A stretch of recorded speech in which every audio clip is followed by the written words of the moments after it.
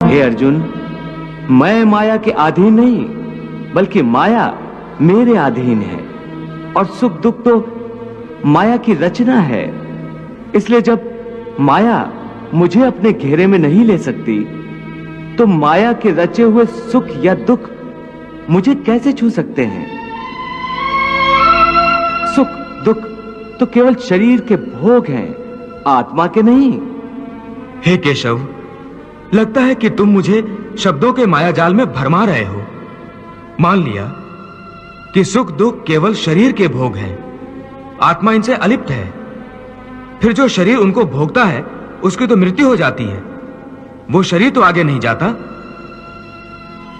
फिर स्वर्ग अथवा नरक में सुख दुख को भोगने कौन जाता है? जीव आत्मा। जीव आत्मा? हां पार्थ, जीव आत्मा।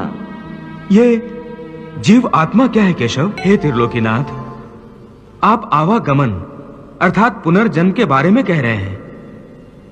इस संबंध में मेरा ज्ञान पूर्ण नहीं है।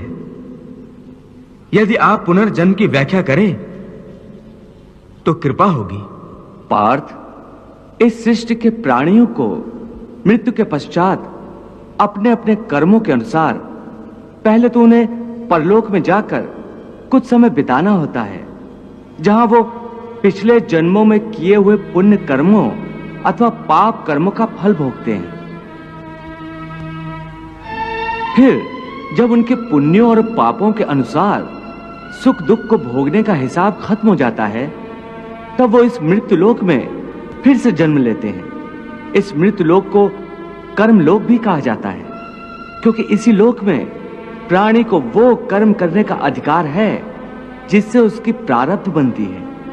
हे केशव, हमारी धरती को मृत्युलोक क्यों कहा जाता है? क्योंकि हे अर्जुन, केवल इसी धरती पर ही प्राणी जन्म और मृत्यु की पीड़ा सहते हैं। अर्थात दूसरे लोकों में प्राणी का जन्म अथवा मृत्यु नहीं होती? नहीं अर्जुन, उन लोकों में प्राणी का न जन्म होता है और न मृत्यु, क्योंकि मैंने तुम्हें पहले ही बताया था कि मृत्यु केवल इस शरीर की होती है, आत्मा की नहीं। आत्मा तो न जन्म लेती है और न मरती है। तुमने तो यह भी कहा था कि आत्मा को सुख दुख भी नहीं होते, परंतु अभी कह रहे हो कि मृत्यु के पश्चात आत्मा को सुख भोगने के लिए स्वर्ग आदि में अथवा दुख भोगने के लिए नरक आदि में जाना पड़ता है। तुम्हारा मतलब यह है कि आत्मा को केवल पृथ्वी लोक पर ही सुख दुख नहीं होते, स्वर्ग अथवा नरक में आत्मा को भी सुख या दुख भोगने पड़ते हैं?